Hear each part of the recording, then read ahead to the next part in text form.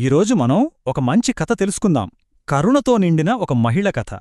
ఇది ఆమె చేసిన చిన్న చిన్న పనులు ఒక ఊరి ప్రజల మనసుల్ని ఎలా గెలుచుకున్నాయో చూద్దాం.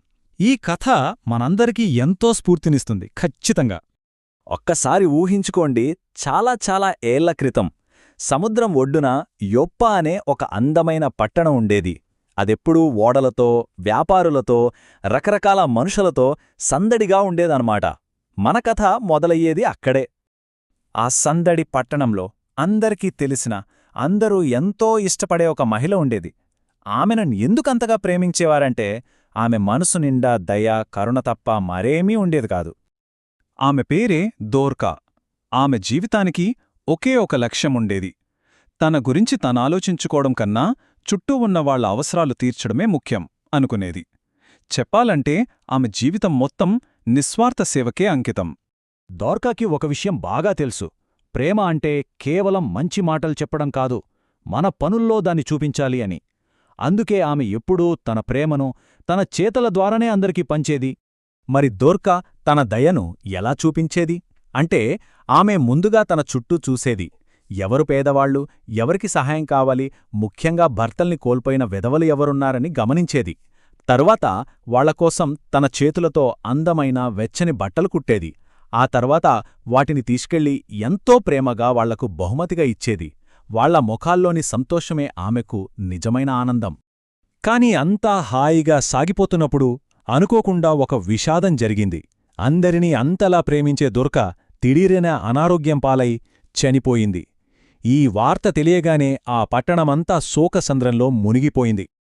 ఆమె మరణవార్త విని ఆ పట్టణమంతా బాధపడింది. ముఖ్యంగా ఆమె సహాయం పొందిన విధవలు తట్టుకోలేకపోయారు. ఆమె తమకోసం ప్రేమతో కుట్టిన బట్టల్ని పట్టుకుని వాటిని అందరికీ చూపిస్తూ గట్టిగట్టిగా ఏడ్చారు. ఆమె దయ వాళ్ల జీవితాల్ని ఎంతలా మార్చిందో ఆ కన్నీళ్లే చెబుతున్నాయి.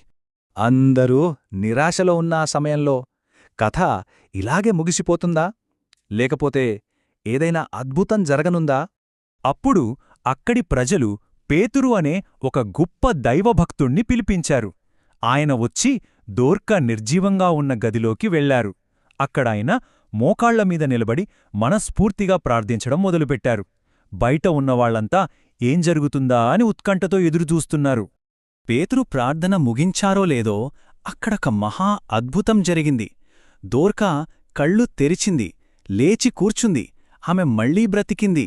ఆ దృశ్యం చూసిన వాళ్లంతా ఆనందంతో, ఆశ్చర్యంతో మాటలు రానివారయ్యారు. వాళ్ల ప్రియమైన దోర్కా వాళ్ల దగ్గరికి తిరిగి వచ్చేసింది. చూశారుగా, ఈ అద్భుతమైన కథ మనకు కొన్ని చాలా ముఖ్యమైన పాఠాలు నేర్పుతుంది. ప్రేమతో చేసే సేవను ఎవ్వరూ ఎప్పటికీ మర్చిపోలేరు. మనం చేసేది చిన్న సహాయమే అనిపించినా అది ఎదుటివారి జీవితంలో పెద్ద మార్పు తీసుకురావచ్చు. నిజంగా ఇతరులకు సహాయం చేయడంలోనే అసలైన అందం, సంతోషం దాగి ఉన్నాయి. దోర్కా కథ విన్న తర్వాత మనందరిలో ఒక ఆలోచన వస్తుంది కదా. ఈరోజు మన చుట్టూ ఉన్న ప్రపంచంలో మన దయగల మనసు ఎక్కడా, ఎవరికి సహాయపడగలదు? మనం కూడా దోర్కాలాగే చిన్న చిన్న పనులతోనే ప్రేమను పంచుతూ ఇతరుల జీవితాల్లో కాస్తైనా వెలుగు నింపొచ్చు. ఏమంటారు?